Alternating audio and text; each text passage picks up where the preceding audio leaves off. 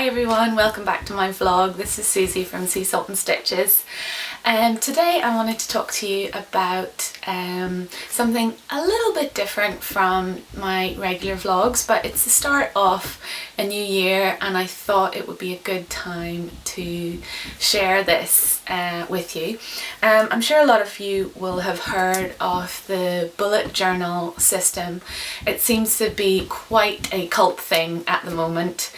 And I recently got on the bandwagon, if you want to put it that way, about back in October actually, I think it was, and just wanted to test it out. I had been using another diary previously and it wasn't useful to me, and the beauty about the bullet journal is essentially it's just a blank book and you lay it out whatever way you want to. And I am a notebook fanatic. I love stationery. I love everything about stationery. Pens, notebooks, gadgets, anything to do with stationery. That was probably my first love before sewing. Anyway, so I've had notebooks for lists, notebooks for sewing planning, notebooks for my diary, notebooks for keeping tabs on other things and this, that and the other, and meal planning and all that stuff. And I just thought bullet journal would be the perfect way to just combine everything together into one notebook instead of carrying around 50 million or having 50 million different ones all on the go at the same time. I wanted to try it out and see what it was like, and so far I absolutely love it. Actually totally converted, and because I've included an element of sewing planning in my bullet journal, I thought I would share it with you in a vlog and show you what I do. So I just have a few caveats before I start and show you it properly.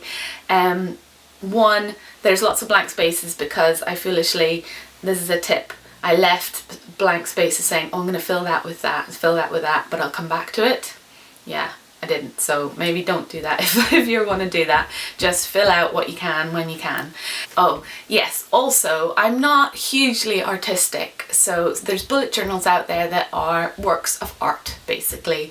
They are absolutely beautiful. I have tried here and there to do some nice lettering and things like that, but really I'm not that great at it, and as you'll see further along, I give up, because that's the other thing, it actually does take quite a lot of time to set up. The very initial setting up stage, you need to set aside quite a lot of time to do that and plan it out and set it up. A lot of drawing, pencil and lines and inking it in and stuff like that. So that is a definite downside that I got a bit fed up with, to be honest. And then every month you then have to also set up your days or your weeks for that month as well, or week by week as you go. And again, that's going to take a little bit of time, so obviously having a pre-made diary that's all set out for you is obviously a lot easier.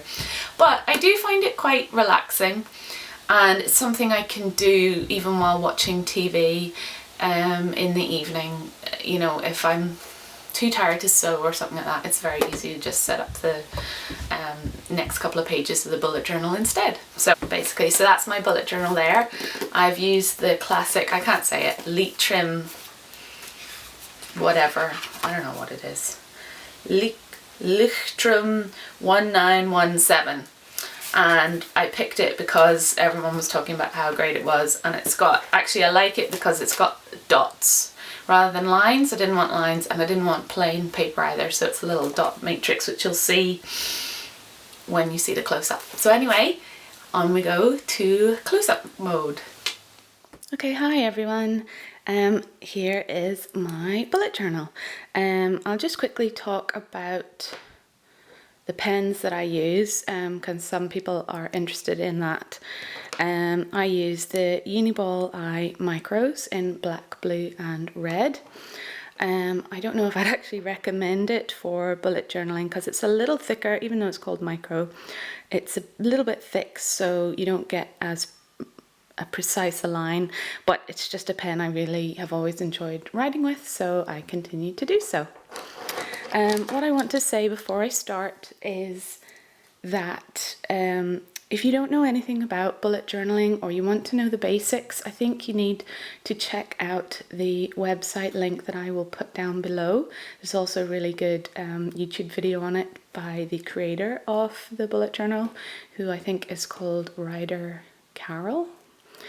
And that explains the basics of how it works. I have taken that and then just made it my own, which is what he wants you to do, basically. You can do whatever you want with your own bullet journal, just whatever suits you. And you'll see as I go through this that I change the way I put things down on paper, I test things out, and I'm still deciding what is the best system for me, but I think I'm almost there. So I also have a little bit of washi tape on some of these pages because there is private things in here that I'd like to keep private off the interwebs, so just keep that in mind. So I have started to do a index, which is an integral part of the original bullet journal, but actually I stopped doing it because I realized that I just wasn't using this at all. So you know, shoot me. That's just the way it works. If you buy this particular book, which is the Lichtrum 1917, you get the built-in space for your index, and also the pages are already numbered, which is really handy as well if that's something you want to do. So I started off by doing monthly planners, which I think is very important to the whole bullet journal system, as you will understand once you understand how it works. And as I said, I started back in, well, I actually started in November, but I just popped October in there. I think I was drawing it all out in October to start fresh on the 1st of November. So I just went ahead and did the whole of, or I've left a space there because I'm going to do the whole of 17 if it doesn't get filled up by then, so that's that space. And I've got goals in there and stuff, so I'm just keeping that to myself.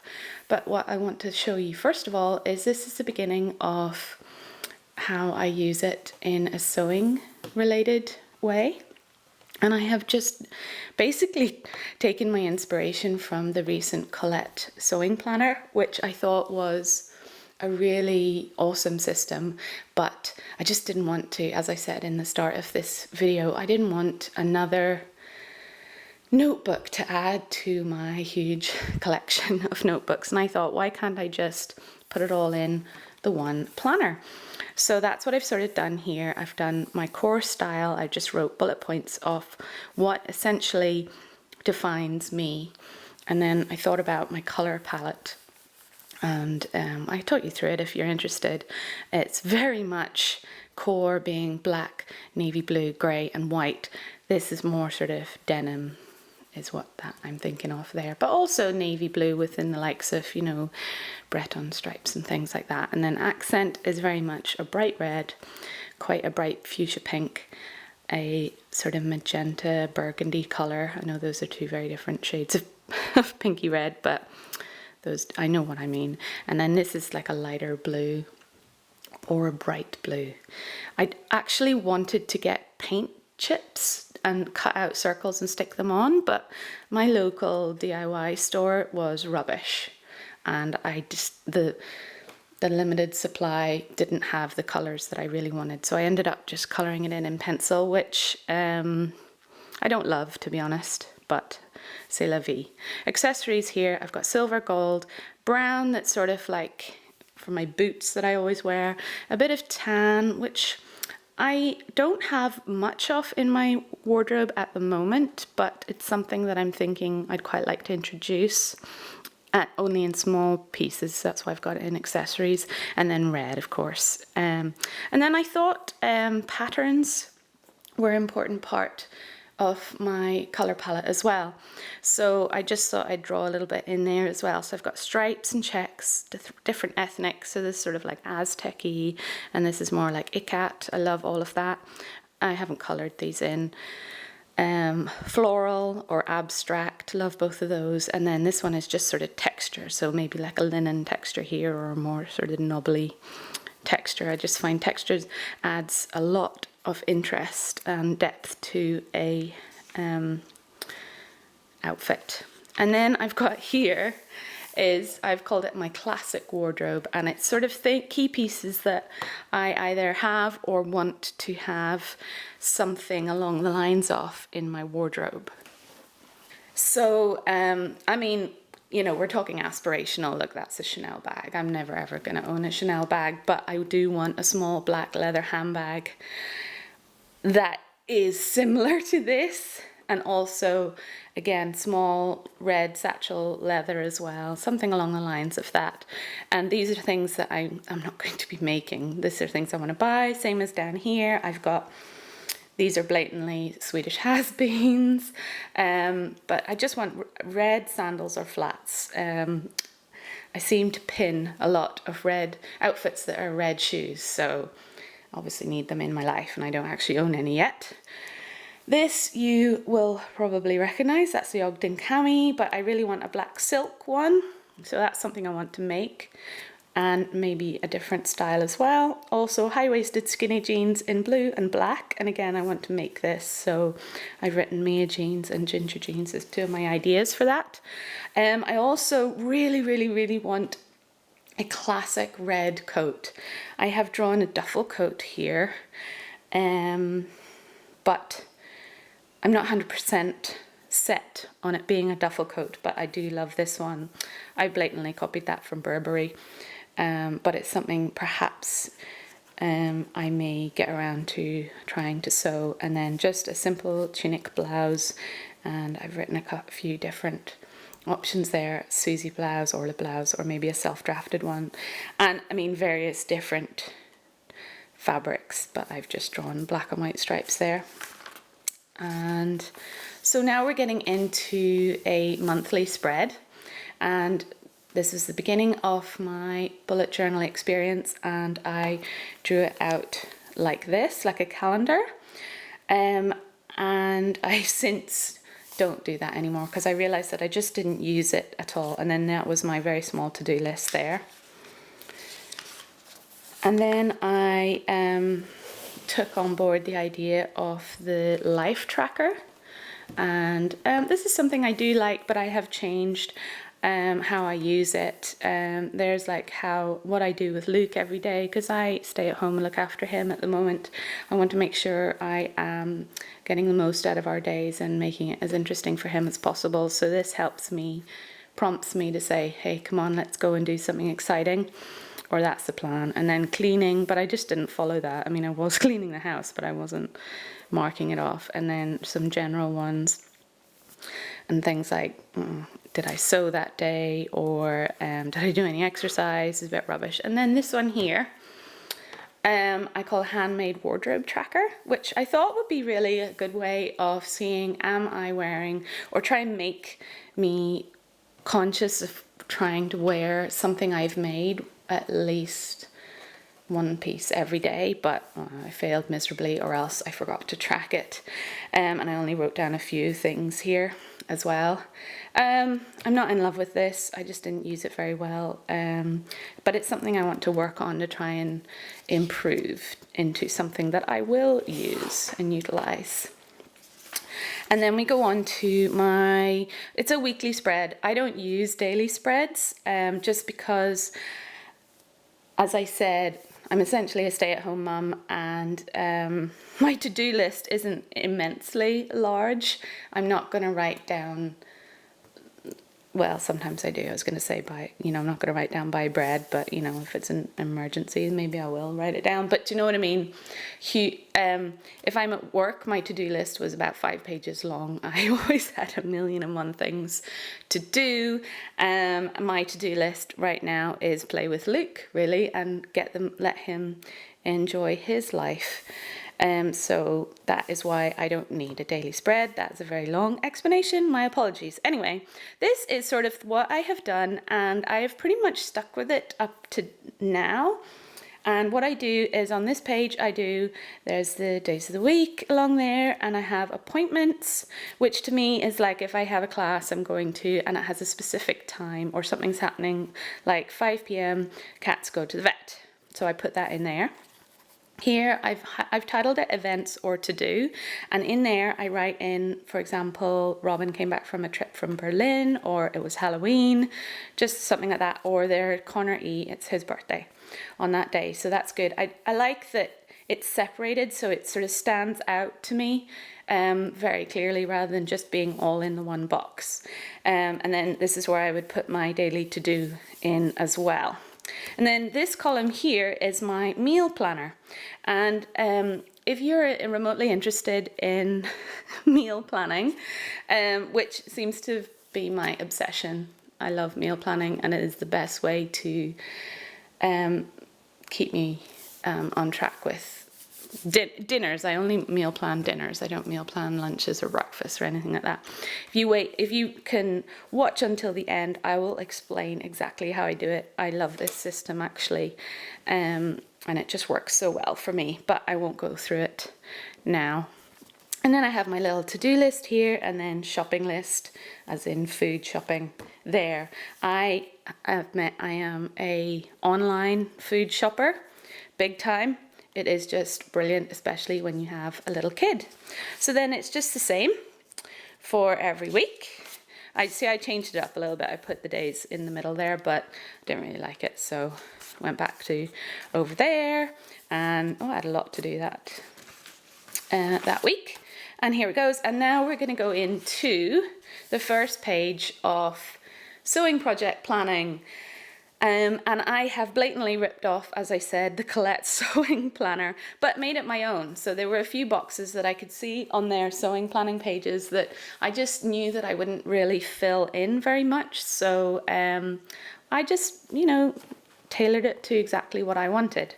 So I'm just going to talk you through it very quickly. I've got project here, and I've just sort of written a project name. I'm not very good at coming up with interesting project names, so this is called Blue Stripe Molly Top. Wow. And so then I've got this box is called Pattern and Variation, and then so I've written in Molly Top from the Sew Over It City Capsule.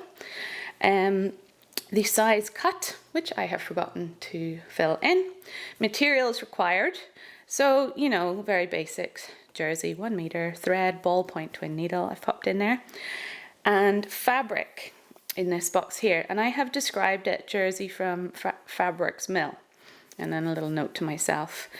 Now, I wanted to add a fabric swatch in this square here, but I realized that if I started sticking in fabric swatches on every project page, that this diary would get incredible.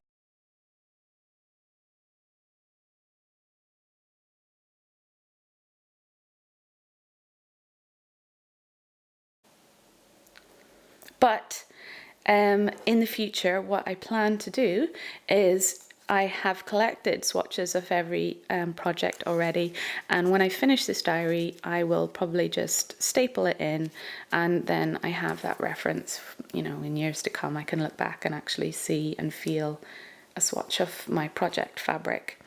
And then following on here I've got notes, and I just write in either ideas that I have for my plan, or things that went wrong or were difficult or were very easy, whatever, or notes for next time I make it.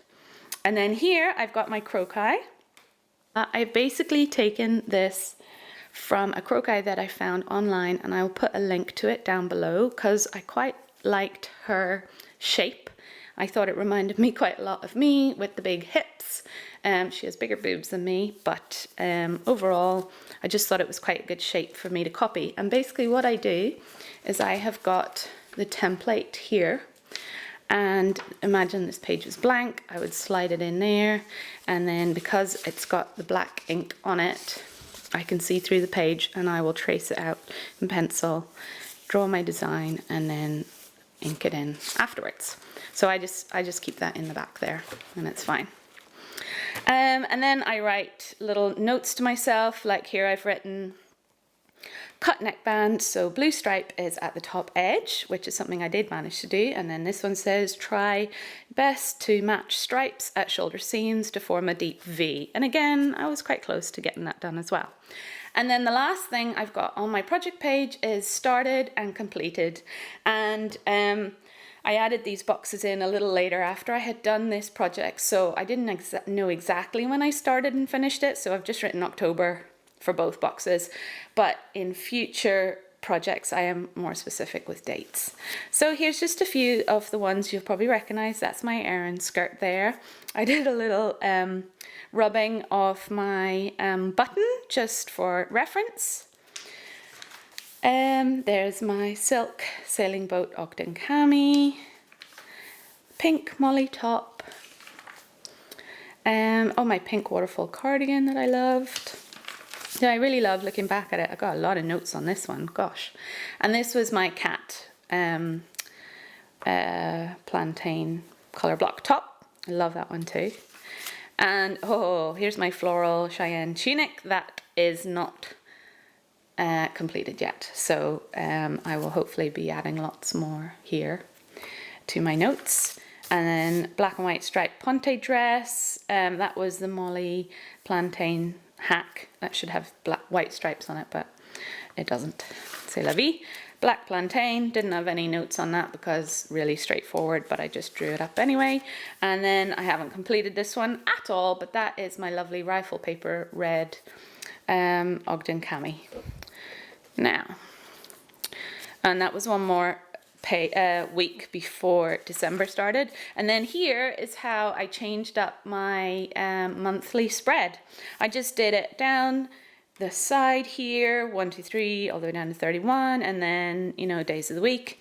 And then I popped in people's birthdays or notes. For example, last post for Australia, because I have a brother that lives in Australia. I had to make sure I got his Christmas card in the post on time. My to-do list, I just did a whole page there, much bigger to-do list, and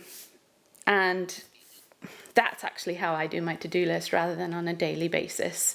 And if there's something I think, right, I'm going to do that day, I'll then pop it into my weekly page instead. And then again, I did do the December life tracker, which I only did half the month because this was all fun times instead. And then handmade wardrobe again, pretty pathetic. So not in love with that, to be honest. It's something I need to work on. And again, I just kept this exactly the same as November, a little bit of my son's artwork there. I am probably boring you to death with all this. It gets a bit blank because it was Christmas time, so. And then there's my, I've called this project Velvet Coat of Dreams. You'll have seen that in my last vlog. And I haven't written this up, which is very naughty of me because I will probably forget about stuff. But I did put the dates here of when I started and finished it. I was so impressed with myself. 12th of December I started it, 16th of December I finished it. And here we go on to January. So I will show you, I'll talk you through this. It's exactly the same as December because I really liked that. So I kept that the same. And surprise, surprise, I actually am still keeping up with my January life tracker. I'm not really keeping up with well, I am keeping up with the handmade wardrobe, but truth be told, I'm not really wearing a lot of handmade clothes at the moment. So again, something I want to address. And here we go. This is just the same as all the other ones.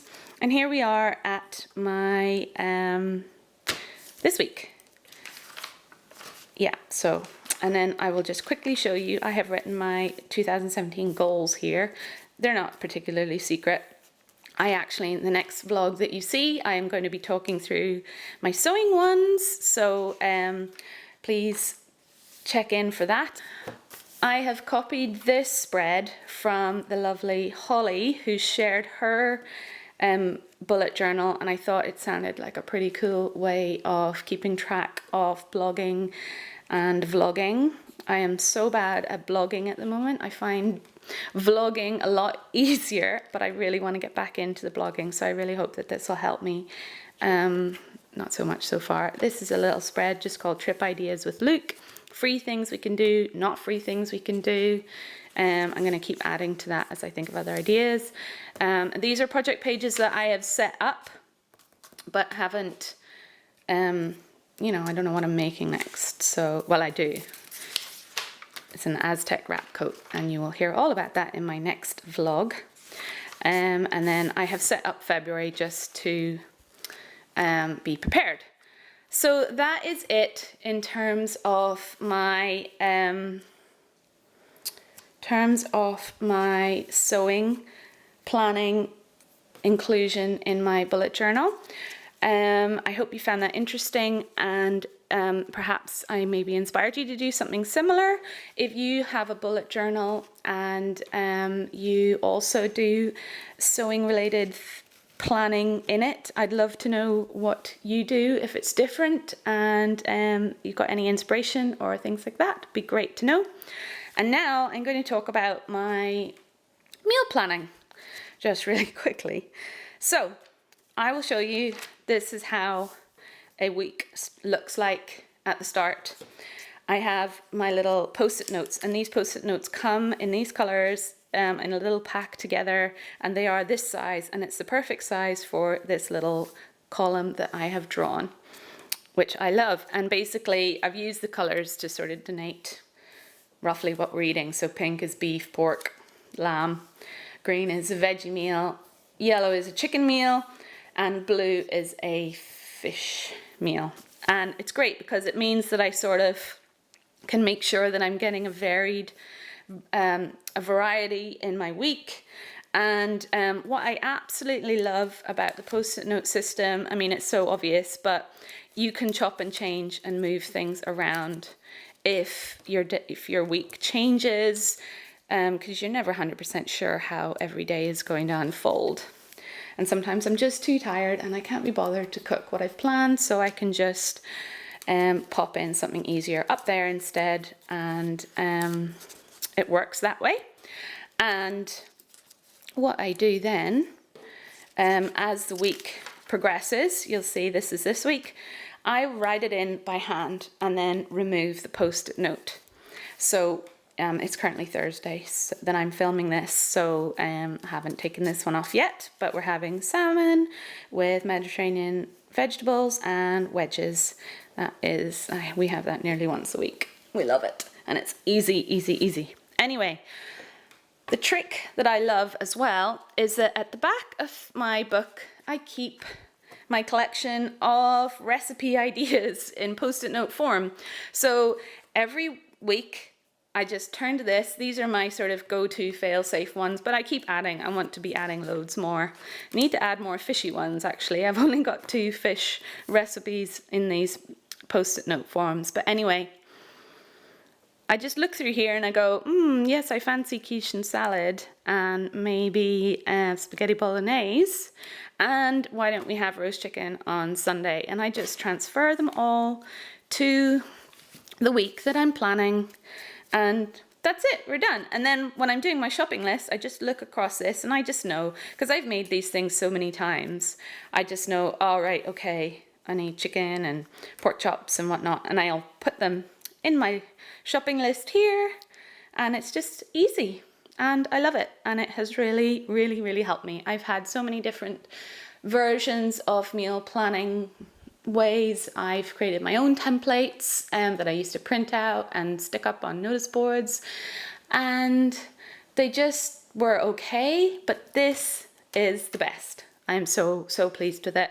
And as I say, it is a work in progress, and I hope that these post-it notes, I will have a few pages worth to choose from, because that is my main issue when I am meal planning is, what am I going to make? I don't want to make the same thing every week. It's just boring for me to make. It's boring for me and my husband and I to eat, to always eat the same thing. So I like changing it up. I also love trying new recipes. So I know that I will continue to add to this as the weeks and months go on. So anyway, there you go. I hope you found that interesting.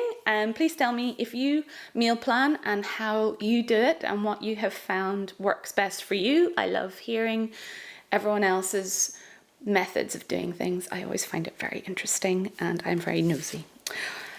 And my very, very, very last thing I'm going to say is this notebook comes with 2 bookmarks, and I always keep one bookmark on my monthly spread and to-do list, and then the second bookmark is on the week that is happening, and it's brilliant. Having 2 bookmarks definitely is brilliant.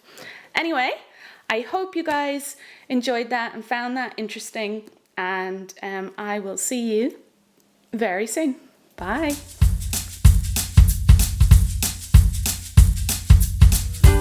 There's a few things, what blah blah blah blah blah blah blah blah blah blah blah blah blah. What else am I saying?